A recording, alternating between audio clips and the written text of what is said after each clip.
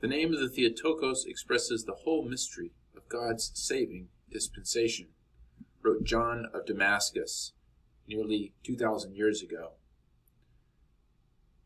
For nearly 2,000 years, Christians have sought to understand Mary, the Mother of God, not just through written words, but through the profound theology expressed in liturgy and sacred art.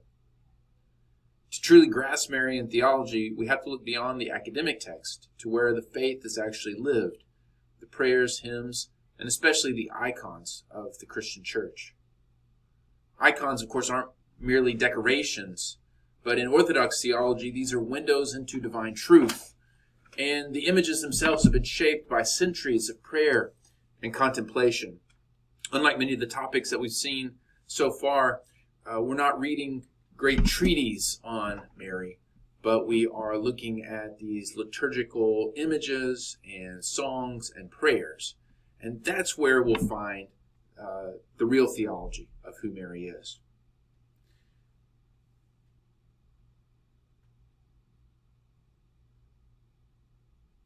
So let's look at some of the most significant Marian icons, beginning with the Purgatria, or she who shows the way, Our Lady of the Way.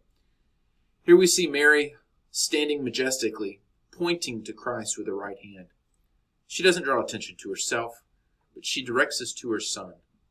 And this is fundamental to Marian theology. Mary's role is always to lead us to Christ. Now, if you look more closely, you'll notice that the child is sitting upright. He's holding a scroll. Even though he's an infant, he's portrayed almost as a miniature man. And he has a scroll, not something babies usually have.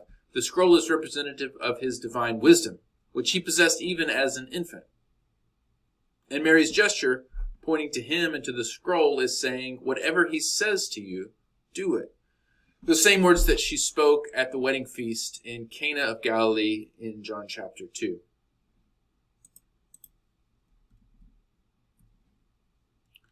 The Eleusa, or the Virgin of Tenderness, shows us a more intimate moment. Here, the Christ child presses his face against his mother's cheek. This icon speaks to both Christ's full humanity and Mary's unique relationship with God. It reminds us of the passage from Hosea 11. To them I was like one who lifts a little child to the cheek, and I bent down to feed them. Only here the role is reversed. Instead of God being the parent and holding us to his cheek, here we're portrayed through Mary as the parent and God is the child. And this dynamic comes out even more in this icon, the glycophilusa, or the sweet kissing icon.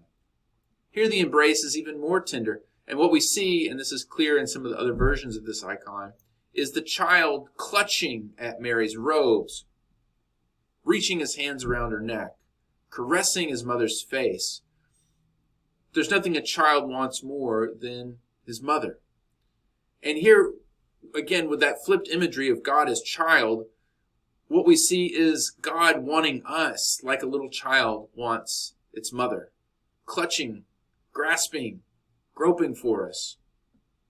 God comes to us as one whom we can love, not just as someone who loves us. In the Christ child's tender gesture towards his mother, we see an invitation to love God with the same devotion and tender affection that Mary loved the baby Jesus. God becomes small enough, vulnerable enough for us to hold and cherish. You see that in some of the statuary as well, as in this 16th century wooden image of Madonna and Child from the St. Rupert Church in Vienna. The lactans icon, which is known in the East as the Galactotrophusa, shows Mary nursing the infant Jesus. As Martin Luther marveled, Mary suckled God, rocked God to sleep, prepared broth and soup for God. This image echoes that proclamation in Luke's gospel, blessed is the womb that bore you and the breast that you have sucked. And it powerfully depicts the doctrine of Christ's full humanity. The eternal Word of God needed his mother's milk to survive, just like any human infant. And without that milk, he would have died.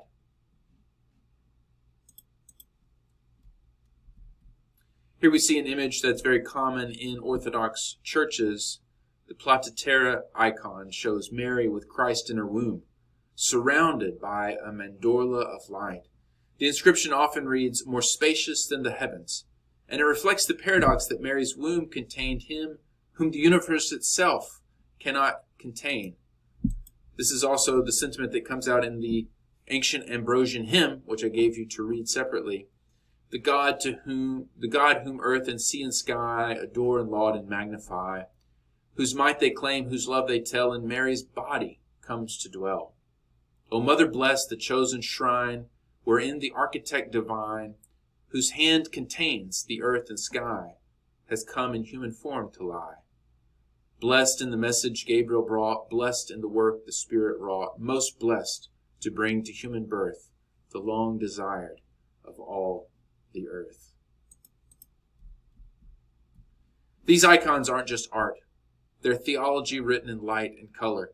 They teach us that Marian devotion is always Christological, always pointing to the mystery of the art of the incarnation, God made flesh. And when we understand their language, even though it's a pictorial language, these ancient images speak to us just as clearly as any written text. So in the end, Marian Icons reminds us that theology isn't just an academic exercise. It's about encountering divine mysteries through prayer, worship, and the sacred arts that have shaped Christian spirituality for generations.